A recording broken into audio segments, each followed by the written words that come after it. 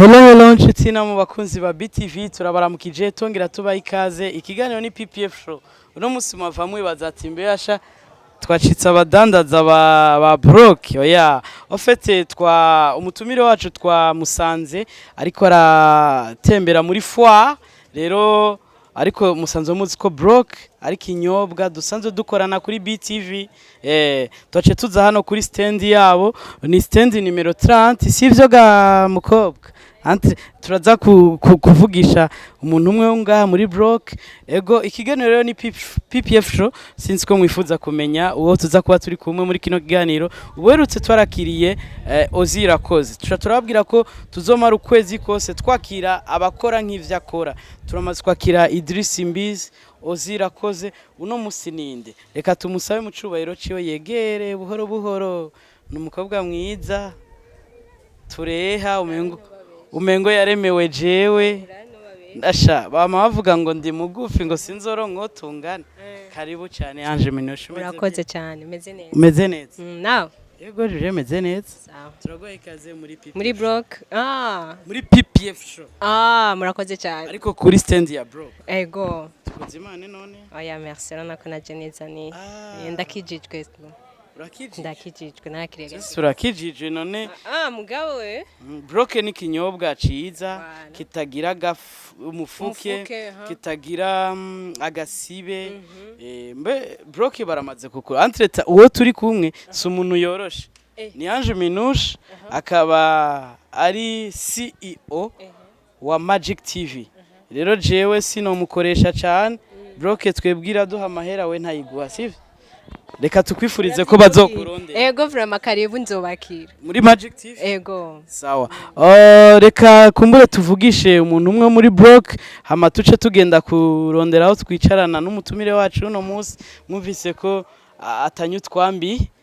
rero ngaha ndabona dufise umuntu ngaha mademoiselle urashaka kwegera gato ego karibu cyane ni sawa turakwakiriye iwawe ego murakoze karibu cyane hano nihe hano turi ngaha ni stand ya Brock kinyobwa kimeze neza cyane ucihereje vraiment mu mubiri agira utuguvu akaba uwundi muntu vya vrai ego cyane Brock none hano muri foire tubashizana muri foire kandi ya made in Burundi hama mu mahamazi imisi twari tumaze kuhabona mbe foire kubera kimwe yitabiriye twabonye ko Brock ari kinyobwa special twavuga yuko twoshira muri foire abantu bakayimenya kuko ntisanzwe no kuyugurura ntisanzwe ego hama mubona biriko biragenda bimeze gute abantu barayitabira canke ego cane barayinywa baranguzi ni benshi barayikunze uyiguze aragaruka bashaka kwibutsa Brock yajya uyisanga he uyikeneye Brock uyikeneye iramaze gushika cyane mu gisagara mu Kinindo muri ville ngaho kwa Gerard hose mu bubare ziriyo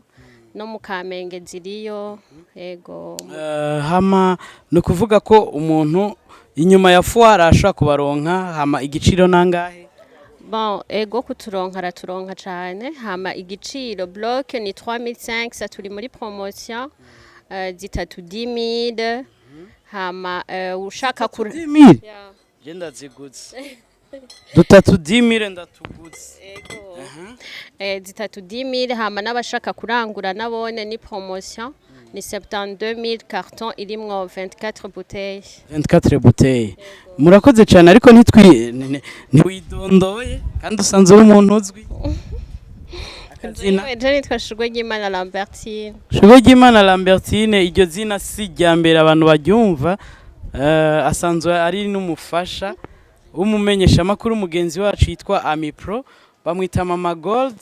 numufasha wa mama wa Amipro akaba yitwa Mama Gold sivyo nitwa Mama Gold arakomeye cyane murakoze cyane reka ubwira akajambo kamwe bariko baraturaba kuri BTV ndababwiye ati karibu muze kunywa Brock ni inzoga imeze neza kuyugurura nta muservera gukorera ko urigirira gutya we gusa nyugururira ikanye kuko namaze kuyigura ikanye ngende ndayinywa karibu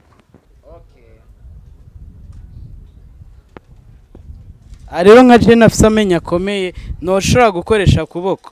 reka ndabe kandi biracafyeko sanse nuku okay mwabonye broken ikinyobwa kandi amasaha yo kunywa yageze nimwibaze ko turiko dukora ibitemewe n'amategeko kuri BTV murakoze cyane rero karibu ngaha muri foire kubazohagendera ni kuri stand nimero 30 murakoze cyane muturamukirize abitwa ba Viator abandi na Regimo Music yego murakoze cyane namwe murakoze